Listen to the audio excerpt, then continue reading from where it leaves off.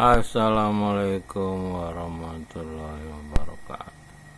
Jumpa lagi dengan channel Hendrason Nampul yang berbagi cerita. Itu kita bisa melihat cahaya yang tergambar di dinding ruangan yang di dalam.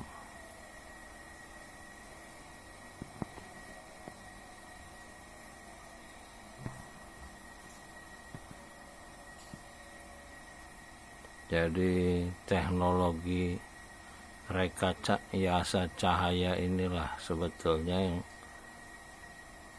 sudah digambarkan di dunia ini, yang akan terjadi pada jasad kita apabila kita melakukan iqra dengan membaca kitab yang disusun oleh para khalifah dan sahabat setelah Nabi terakhir Muhammad SAW meninggal. Jadi jasad kita ini ditiupkanlah cahaya, itulah yang dibilang ruh malaikat ke dalam diri kita. Jadi ada biang cahaya di dalam badan kita ini. Nah, untuk mengaktifasi sumber cahaya di dalam diri kita, itulah iqra. Iqra ini membaca kitab yang terjaga. Jadi ada seorang Yahudi yang berdiskusi dengan seorang Yahudi yang lebih dahulu menjadi Muslim, yaitu Qurtubi. Tadi saya mendengar ceramah di masjid tentang apa yang pernah ditulis oleh Imam Qurtubi ini. Jadi dalam diskusi itu, setelah diskusi beberapa bulan, Yahudi ini menyatakan diri masuk ke dalam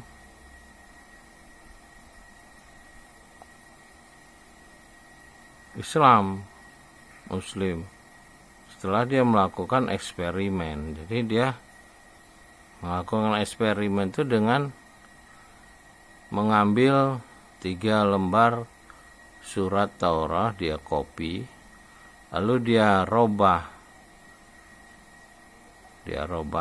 lalu dia tambahkan sesuatu, lalu dia jual lembaran kitab itu,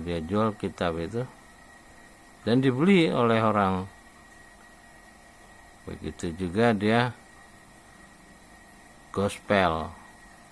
kitab gospel ini berisi perjanjian lama, perjanjian baru, Injil kalau sekarang, dulu Injil. Diambil juga 3 lembar, lalu dia robah, dia tambahkan, lalu dia jual dan dibeli oleh orang. Begitu juga dengan Quran, diambil 3 lembar, dia copy, lalu dia robah, dia tambah. Ketika dia jual kepada seorang Muslim, maka dia tahu bahwa kitab itu berubah. Ada tambahan. Nah, dari situ si Yahudi ini tertarik. Ada ayat yang menyatakan bahwa Quran itu dijaga.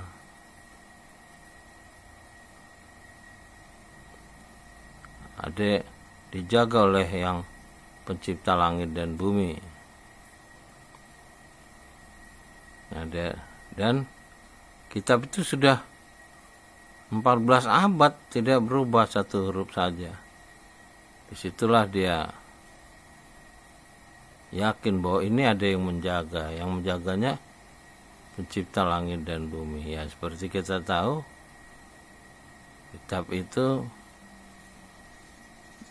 terjaga dan tidak menyentuhnya kecuali mereka yang dibersihkan. Jadi kalau orang-orang yang sering berbuat dosa, walaupun dia ngaku beriman, tidak bisa menyentuhnya kitab itu. Dia tidak bisa melakukan iqra. Jadi iqra itu hanya bisa dilakukan oleh orang yang bersih hatinya, yang jujur. Bersih hati di sini jujur. Kalau dia tidak jujur, maka tidak akan menyentuh kitab itu tidak bisa. Bukan memegang, artinya untuk membaca apa gitu. Dia akan terganggu oleh kotorannya sendiri di badannya, yang mempengaruhi pikirannya juga yang jadi kotor gitu. Kalau bahasa Ibid GAD itu ada debu yang melekat.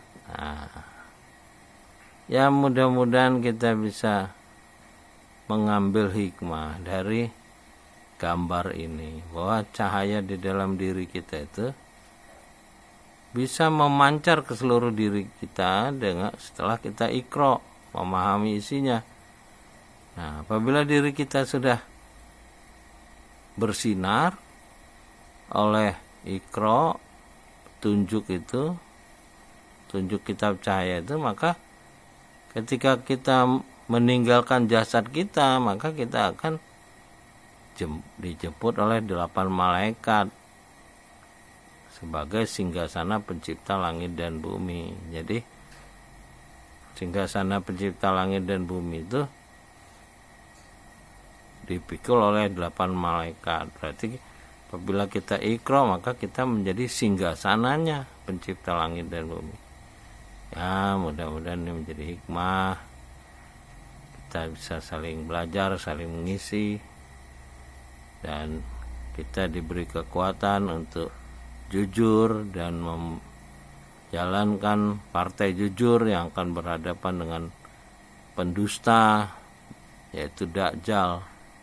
Jadi hanya ada 2 golongan di akhir zaman nih, mereka yang jujur dan mereka yang berdusta.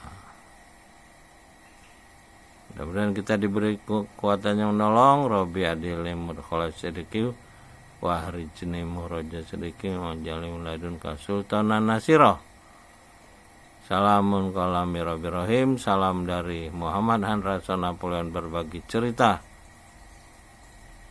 dari Menara Langit. Assalamualaikum warahmatullahi wabarakatuh.